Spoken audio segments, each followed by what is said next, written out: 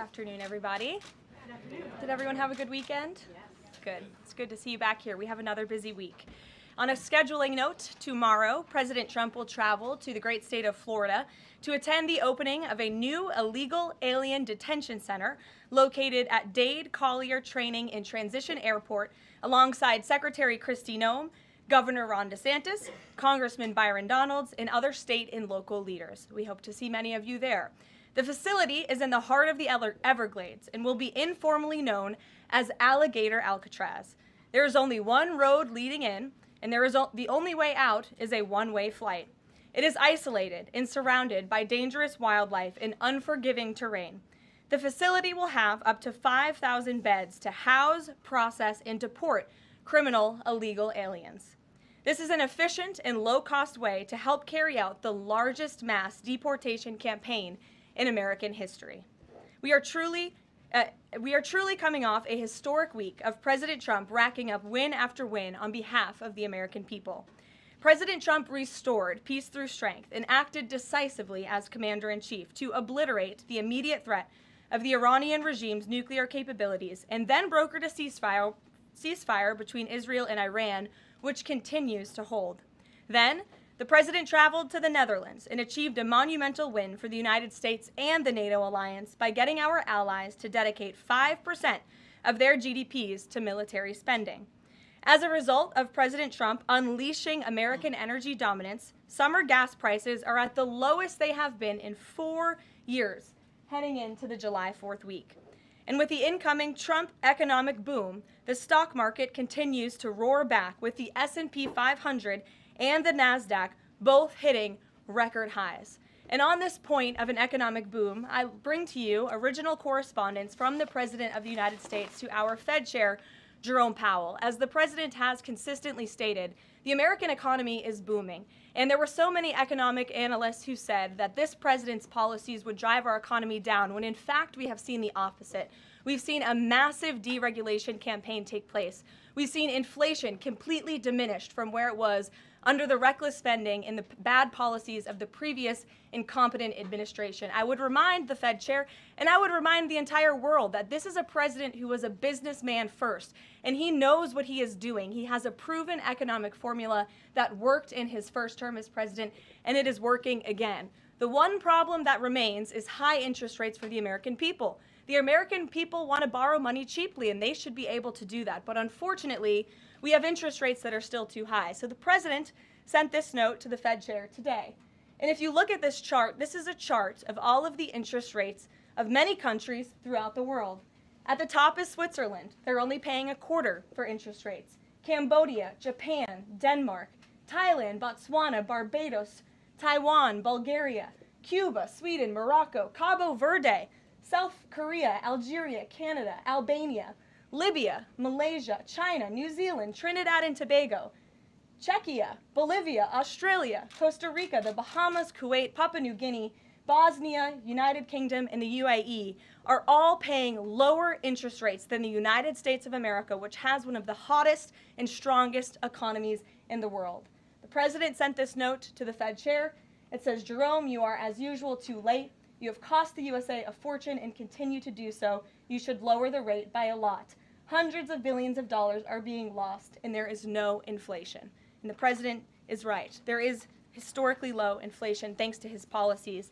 And we will continue to drive down the cost of living in this country for Americans. We will continue to deregulate. And it's also incredibly important that we pass this one big, beautiful bill, which is the largest tax cuts in American history. And that's why the White House and the president himself have been in touch with lawmakers all weekend long to get this bill passed. And they are working very hard to do so. It remains a top priority for the president. And this bill has exposed the clear differences between Republicans and Democrats in 2025. The Democrats are doubling down on craziness and radical policies that are undermining the very fabric of our country. Just look at the Democrat nominee for New York City Mayor, Zohran Mamdani. He's a Democrat socialist, really a communist, who proudly calls to defund the police, peddles anti-Semitism, praises pro-Hamas groups, wants Israel abolished, and believes wealthy Americans should not exist. Those are his words, just as recent as this weekend. Meanwhile, under President Trump's leadership, Republicans are fighting tirelessly for everyday, middle-class, working Americans who re-elected this president. And we're carrying out a revolution of common sense. And all of that is packed into this one big, beautiful bill. It delivers the largest middle and working class tax cuts in U.S. history. It keeps America safe by funding the largest ever one-time investment in border security. It's enough to reverse the Biden border invasion. And every single Democrat is against that, against securing our border and deporting millions of criminal illegal aliens. The one big beautiful bill also strengthens and protects Medicaid benefits, despite what Democrats are saying, for eligible American citizens who rely on it, like pregnant women, children, seniors, and people with disabilities, by eliminating waste, fraud, and abuse that threaten to destroy this program that was intended for the most vulnerable in our society. And every single Democrat in Congress is against rooting out that waste, fraud, and abuse in blocking the 1.4 million illegal aliens who are currently improperly receiving these benefits that should be going to American tax-paying citizens. The Democrats in Congress are more concerned with defending illegal aliens than they are hardworking Americans. And the big beautiful bill also revitalizes our military and enhances our defense capabilities, protects our country from emerging new threats by funding a cutting-edge missile defense system called the Golden Dome. And as we all know, the one big beautiful bill makes the Trump tax cuts permanent. The White House and the president are adamant that this bill is passed and that this bill makes its way to his desk. Republicans need to stay tough and unified during the home stretch, and we are counting on them to get the job done. So with that, we will take up questions. John Fredericks is in our new media seat today. John, thanks for being here. We'll kick it to you. Thank you, Karoline. Let's get to the one big beautiful bill first. It appears now you're going to get at least 50 votes in the Senate. There'll be some amendments. What is the president's confidence level in getting 218 votes in the House by the end of this week in order for him to sign it on Friday? Well, look, we are very well aware, the president is very well aware, that this bill needs to not only pass out of the Senate, but it needs to go back to the House, and we need the full weight of the Republican conference to get behind this bill, and we expect them to, and we are confident that they will. The president has been working hand in hand with Senate Majority Leader Thune and also our House Republican leader, or the Speaker of the House, Mike Johnson, both of whom will be at the White House today to meet with the president yet again. I believe they were here this morning, actually. I have one follow-up. Sure. You outlined Jerome Powell and the note that the president just sent to him. There are many who believe that Powell has been politicized in a lot of different ways. The president has not been shy about acting on things that he believes in. Why not just fire Jerome Powell and put in somebody that is going to lower rates? Why wait? Well, it's a good question, and one you can ask the president, because that's a decision for him to make. But you're right to point out the politicization of the Fed, and it's very unfortunate for our country. But Jerome Powell cut rates numerous times ahead of the election when Joe Biden was in this Oval Office, but now he refuses to, and the economy is in a much better place. So there really isn't a good explanation for that, and the president is rightfully calling attention to it. Thank you. Kelly. Good afternoon. On Iran, the president posted on his social that he is not even talking to them anymore. When we were at NATO, he said he expected the U.S. and Iran to have talks as early as this week, and that he might even want to see a written agreement. What is the update now if he's saying he's not even talking? So as I told you from the podium last week, I said the administration, and namely our special envoy Steve Witkoff, has been in communication both directly and indirectly with the Iranians. That communication continues. The president himself has not talked to Iran, which he pointed out in his truth statement. Peter. Thank you, Caroline. Does President Trump want Zohran Mamdani deported? I haven't heard him say that. I haven't heard him call for that.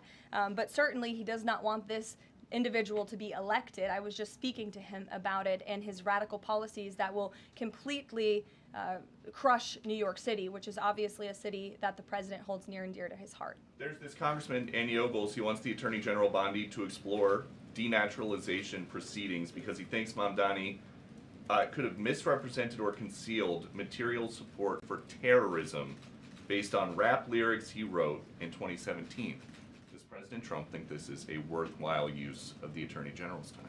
Well, I'll let the president speak to that. I have not seen those claims, but surely if they are true, it's something that should be investigated. And could President Trump see himself, you said you just talked to him about this, Mm-hmm. could he see himself working with a mayor Mamdani, somebody who, on Meet the Press this weekend, was given 3 chances to condemn the phrase globalize the intifada, but he couldn't.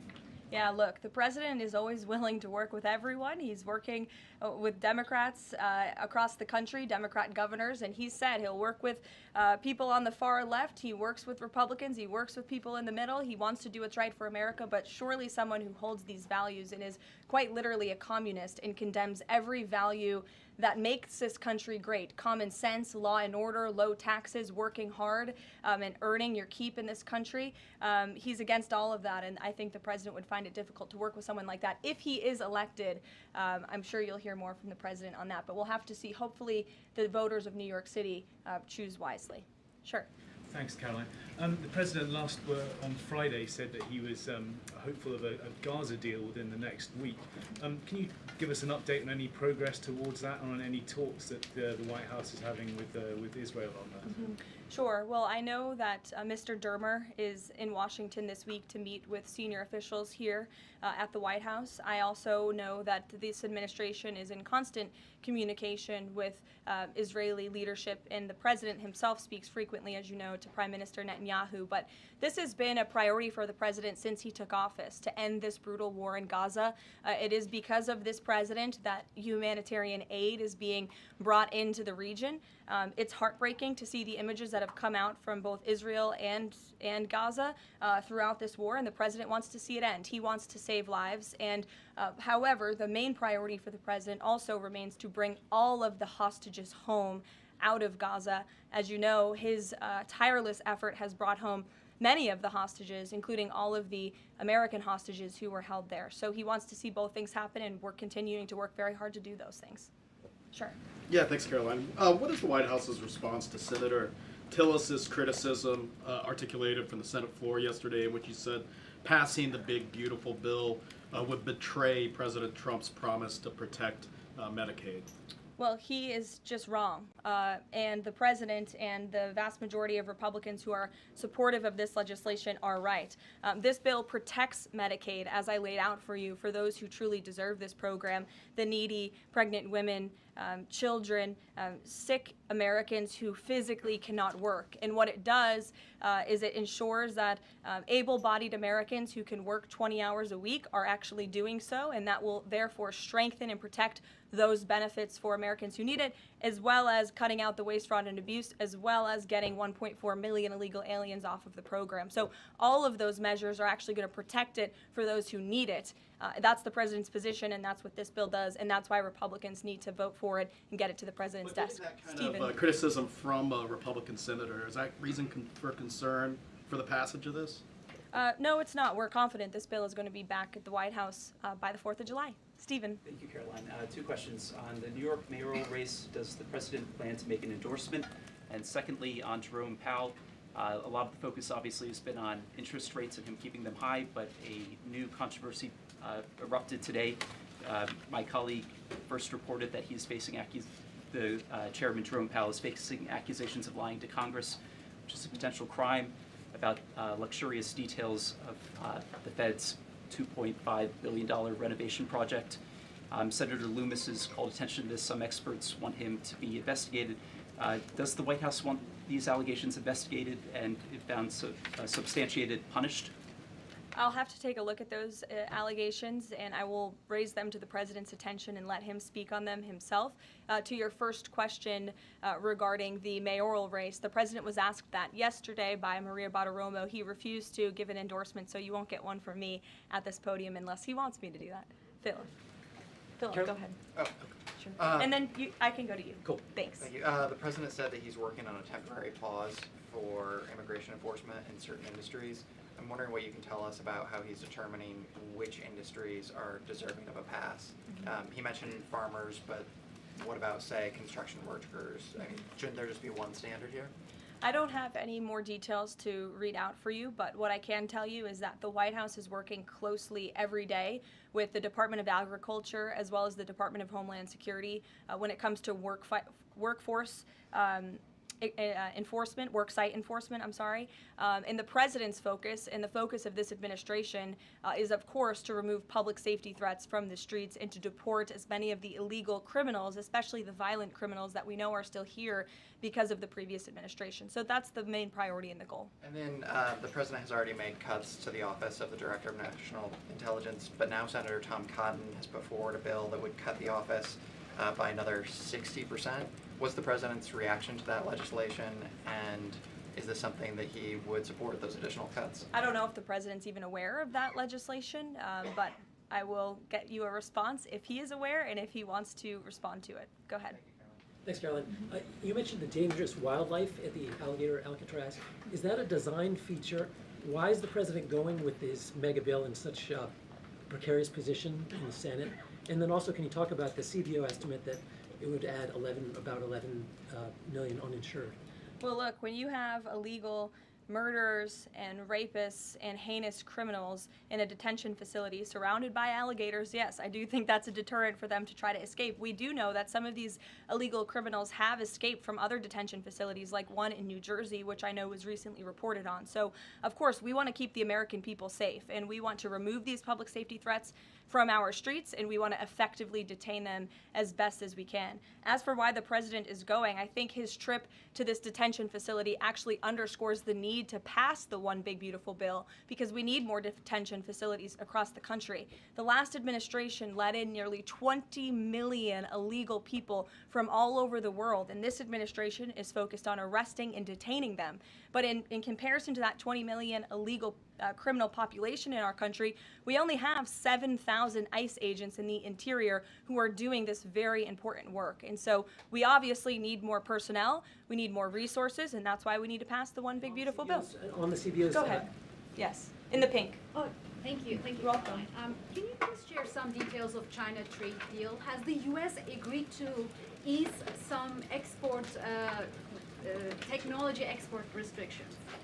Sure. Well, the final language that was agreed upon in both Geneva and in London was signed just past week. We can get you that final text of the agreement. Go ahead. Thank you, Caroline. Eamon, and then behind you. Okay, thanks, Caroline. So on Jay Powell, has the president got a short list of who he wants to see as Jay Powell's successor, and is he going to name a successor as early as this summer? I won't get ahead of the president on any announcements on that. Does he like Scott Besson for the job? Again, I won't get ahead of the president. And on TikTok, if you could, real quick, he said Sure. yesterday he's got a buyer, but the question there is, does he have a seller? And do you have any indication from the Chinese government that they've authorized a sale of TikTok to the U.S. or to U.S. buyers? What I can tell you is that these discussions with China regarding the sale of TikTok have been ongoing at the highest level, and they will continue. As you know, we have another 90-day extension, and it's just to continue to work out this deal and make sure that TikTok stays on for the American people. That's the president's main goal in this, while protecting their privacy and their security. Behind you. Go ahead. Thank you, Karoline. The president has been calling for a deal in Gaza for 2 days and many posts. Who is blocking the deal? And one other thing, when he posted on Netanyahu's trial, also he said it interferes with the negotiations on Iran and on Gaza. What did he mean by that? I'm sorry, to your second question? The second question, when he posted about the Israeli Prime Minister trial, Yes. he said it interferes with the negotiations on Gaza and on Iran. What did he mean by that? It interferes because it physically and logistically was interfering. The prime minister was slated to go to court last week when he's in the middle of negotiating a peace deal and bringing hostages out of a war-torn region. And so the president was simply, I think, emphasizing his empathy that he has for Bibi Netanyahu and seeing him go what he's going through with his own judicial system in the state of Israel. Clearly, the president knows that very well. He, too, was a victim of a judicial system that was trying to put him in jail. As you all know, you all covered it, but President Trump prevailed. That's why he's back in the Oval Office, and he believes that Bibi Netanyahu is a great leader for the people of Israel. The president just worked with him closely to end that 12-day war and to obliterate Iran's nuclear facility, to take out that imminent threat, not just to the state of Israel, but also to the United States of America and the rest of the world. And he believes that Prime Minister Netanyahu should be praised for that. Go ahead. Thanks, Caroline. On the mega bill and the amendment that would limit Medicaid expansion under the Affordable Care Act, does the president want that amendment to pass? The president wants this bill to pass. Meredith. Hey, thanks, Caroline. On trade, we have this looming July 9th deadline coming up. We heard the Treasury Secretary say that he expects to wrap up these trade deals by Labor Day, but when President Trump was asked yesterday about any extensions by July 9th, he said, I think that would be necessary. So is the president ruling out any extensions on trade for any nations, even if they're negotiating in good faith? Well, you heard from him directly. He said he did not think that it would be necessary. He is going to set the rates for many of these countries if they don't come to the table to negotiate in good faith. And he is meeting with his trade team this week to do that. Mary. Thanks, Caroline. I just watched a CNN segment on a new app called Ice Block, and it kind of appeared to be promoting this app where you can tell people where ICE agents are. Given the recent rise, An app that tells people where ICE agents are? Yes. And given the rise, I believe 500% increase in assaults on ICE agents, I wanted to see if you could comment on that and why CNN would be promoting such an app.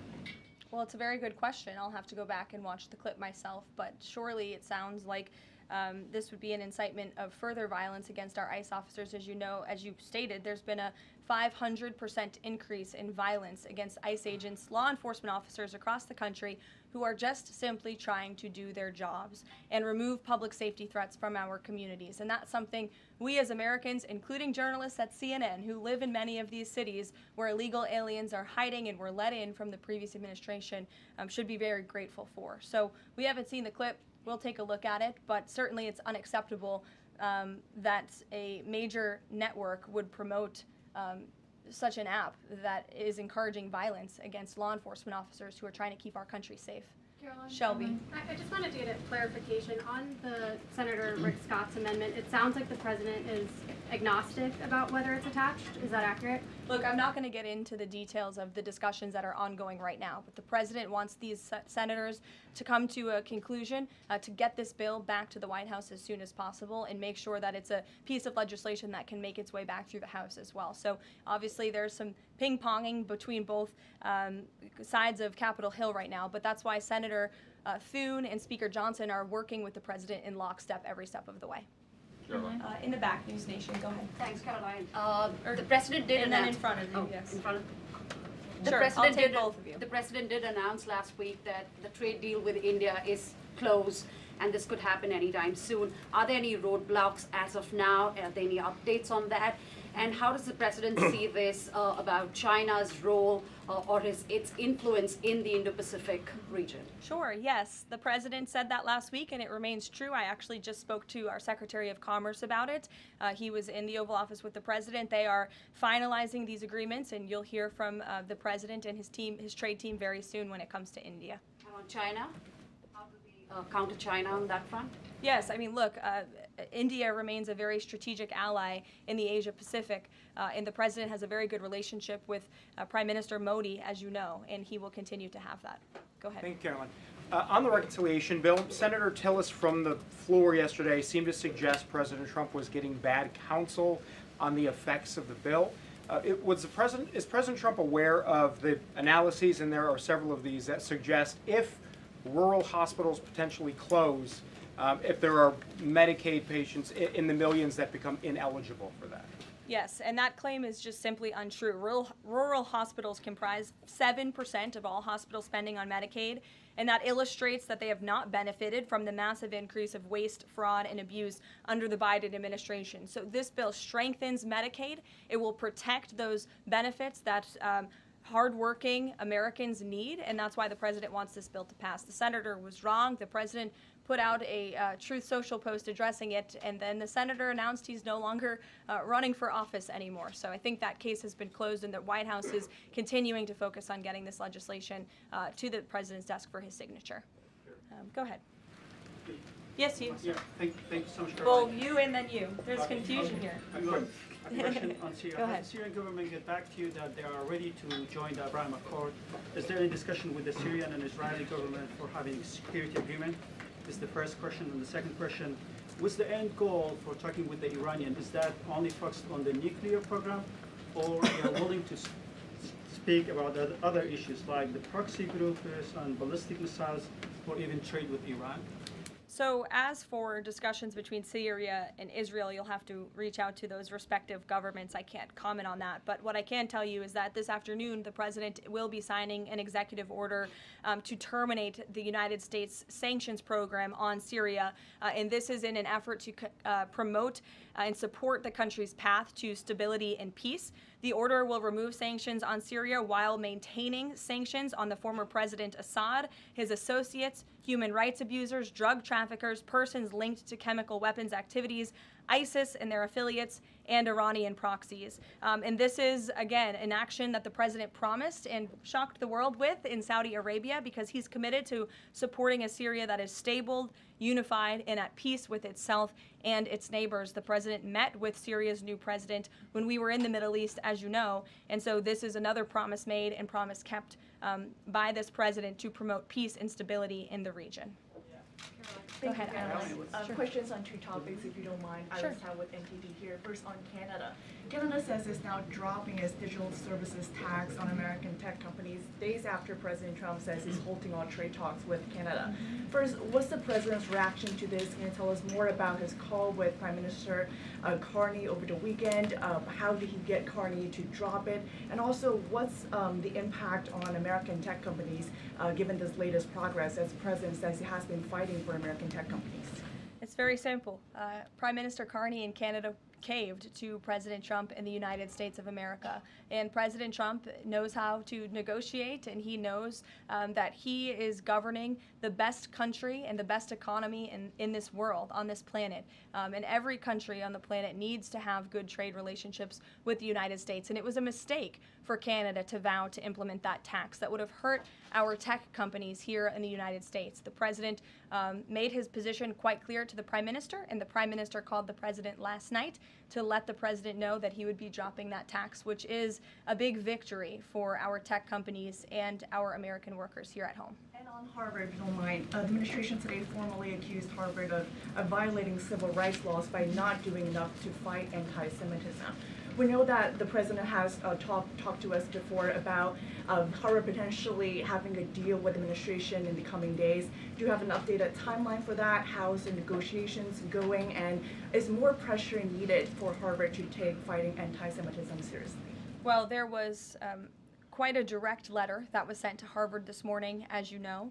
The negotiations are taking place behind closed doors, so I won't comment on that. But what I will share with all of you, for those who haven't seen it, is the context of this letter, because I think it's very important.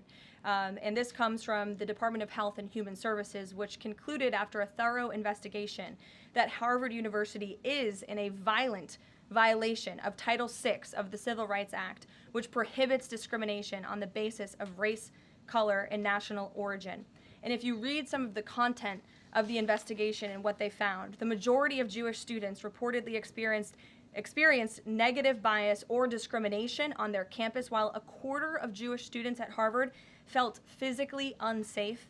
Jewish and Israeli students were assaulted and spit on. They hid their kippahs for fear of being harassed and concealed their Jewish identity from classmates for fear of ostracization. Images were widely circulated amongst the Harvard community that trafficked in obvious anti-Semitic tropes, including one that showed a $sign inside of a Star of David, and the campus was vandalized with anti-Semitic stickers, including one that showed the Israeli flag with a swastika. The Harvard campus was racked by demonstrations, as you all know, violent protests that violated the university's rules of conduct. The demonstrations called for genocide and murder, denied Jewish and Israeli students access to campus spaces. These are all facts that Harvard cannot dispute, and that's why the administration has found them in violation of Title VI and has threatened to withhold their federal funding, because if you break federal law, you should not be receiving federal tax dollars. And so I rest my case on Harvard. Andrea. Yeah, so President Macron of France earlier today said that tariffs levied by powerful countries are often a form of blackmail, and criticized the sort of process that's underway. He didn't mention the United States specifically, but said that these tariffs are really hurting developing countries. So there's this big UN conference going on. What do you say to that? What is the president, was he aware of that comment, and did he have any response? I think the president and the White House would certainly reject that characterization by Prime Minister Macron. Tariffs are an effective use of presidential power to bring back the middle class, to bring back our manufacturing industry, which was the backbone of our American economy and has been hollowed out by globalist politicians who have caved to foreign countries instead of doing what's right for American workers. That's why the president is effectively utilizing his authority to wage tariffs and to utilize tariffs, and continues to be in discussions and negotiations on trade to do what's right for America. And Europe and the rest of the world might not be used to that, but President Trump is back in town, and he's going to do what's right for our people and our country. Can I just follow up on Netanyahu? So there's a report in Israeli media that the Prime Minister will actually be here, that Netanyahu will be here today meeting with the President. Can you confirm that? I don't believe Prime Minister Netanyahu is here today. I think you guys would know about that by now. Unless there's something going on I don't know about, but I don't believe he is. I do know he has expressed interest in coming to Washington and meeting with the president, and we are working on a date for that. I do not believe it is today, but that would be fun. You never know in this White House, let's be honest. Go ahead. Thanks, Karoline. Does the president support this new measure in the big, beautiful bill that would impose steep new taxes on new wind and solar projects? I believe you're referring to the credits for wind and solar projects. No, And we're talking about the new tax. There's a new tax that it's estimated would add 10 to 20% to the cost of any new wind and solar projects that start after this year. Again, I don't want to comment on the specifics of provisions, but I'm sure the president will speak on that directly. Again, this is an ongoing process. The president continues to be very much engaged with the leadership in both the Senate and the House to get this bill back to his desk. Did the president ask for that provision? Because the National Building Trades Union is saying that it's the equivalent of terminating more than 1,000 Keystone XL pipeline projects. Is that something that would concern him? Well, the president spoke on this yesterday in his interview, and he said he understands that legislators want to protect jobs in their communities and in their districts. And so he understands why some of them are against this provision, but he also understands why people want the provision. So again, this is an ongoing deliberation and discussion, and the president is engaged in this very much. Go ahead. Thanks, Caroline. We've been hearing from White House officials for weeks that you're close on trade deals with a number of countries. Can we get any update on which countries will have deals by the 9th and when there may be any announcements? I'll let the president and the trade team speak on it. Can you respond to the CBO estimate that the Senate bill would increase the deficit by nearly $3.3 trillion? This is one of the most fiscally conservative pieces of legislation that has ever made its way through Capitol Hill. There's $2 trillion in mandatory savings in this bill, and not only that, the projected growth that this bill will bring to our economy. It will be an economic boom. The Council of Economic Advisors has an analysis that shows that the bill will generate $4.1 trillion in economic growth, and it will cut taxes, putting more money back into the American people's pockets. That's why this president wants this bill to pass, and I know he's busy working the phones and doing what he needs to do today to make it happen. So we'll see you all later. Thank you. We'll see you in Florida tomorrow. Thank you.